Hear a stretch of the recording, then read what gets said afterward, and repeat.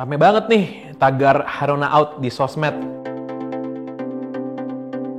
Haruna Sumitro, ex-ko PSSI yang katanya mewakili aspirasi warga, menilai capaian Coach Sintayong sama saja dengan pelatih-pelatih timnas lainnya. Haruna menilai hasil yang dicapai Sintayong tidak ubahnya sama dengan capaian Simon McManamy, Alfred Riedel, Luis Mia, dan Rahmat Darmawan. Haruna menilai hasil yang dicapai timnas sebagai runner-up Piala AFF tidak mengesankan. Haruna bahkan mengesampingkan proses pembentukan pemain yang sedang ditingkatkan oleh Coach Sintayong. Diakui Haruna, Coach Sintayong tersinggung akibat pernyataan ini. Namun, dia pun tidak peduli. Sebagai salah satu anggota ex-ko PSSI yang mewakili aspirasi klub dan stakeholders, Haruna menganggap kritikannya layak untuk didengar. Memang siapa saja sih ex-ko PSSI yang katanya mewakili aspirasi klub dan stakeholders ini? Yang pertama tentu saja kita berkenalan dengan Haruna Sumitro, mantan direktur Madura United yang pertama kali berkecimpung di dunia sepak bola pada tahun 2003. Haruna pertama kali berkarir sebagai manajer Persebaya Surabaya.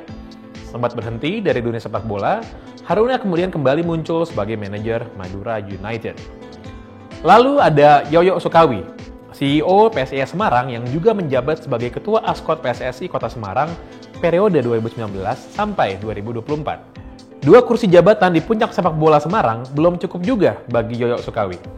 Sejak tahun 2019 pula, Yoyo juga menjabat sebagai anggota DPR RI dari fraksi Partai Demokrat. Kemudian ada Juni Rahman, Komisaris Utama PT Liga Indonesia Baru atau PT LIB, operator Liga Sepak Bola di Indonesia, yang telah menjabat sebagai ex-ko PSSI sejak tahun 2016.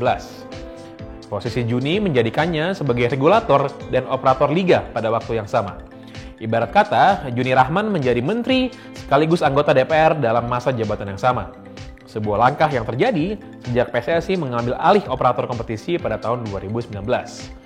Juni juga aktif sebagai anggota DPD Partai Golkar Kabupaten Siak.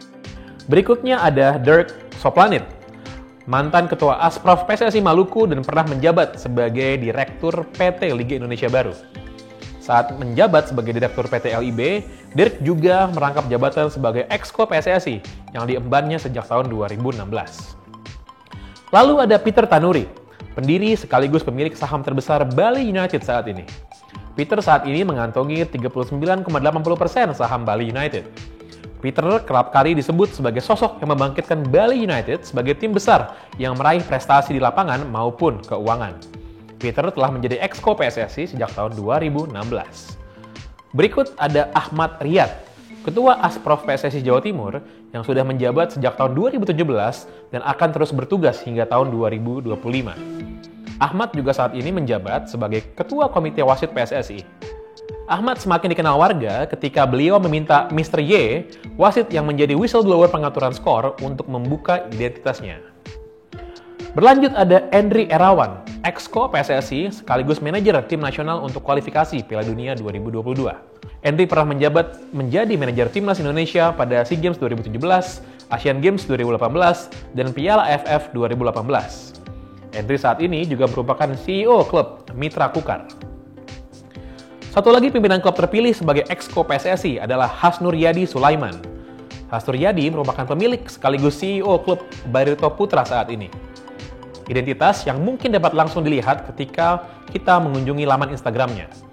Hasnur Yadi juga menjabat sebagai anggota DPR RI sejak tahun 2014 dan terpilih lagi untuk masa jabatan 2019-2024. Kemudian ada Son Haji, purnawirawan perwira tinggi TNI Angkatan Darat yang sempat juga menjadi komisaris utama PT Liga Indonesia Baru.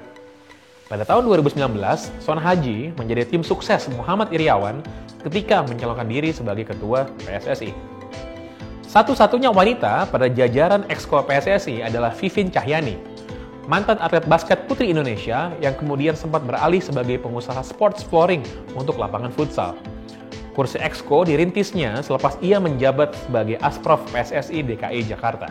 Dan terakhir, ada Hasani Abdul Ghani, yang juga pernah menjabat sebagai komisaris PT LIB, namun pada tahun 2020 mundur karena ingin fokus di PSSI.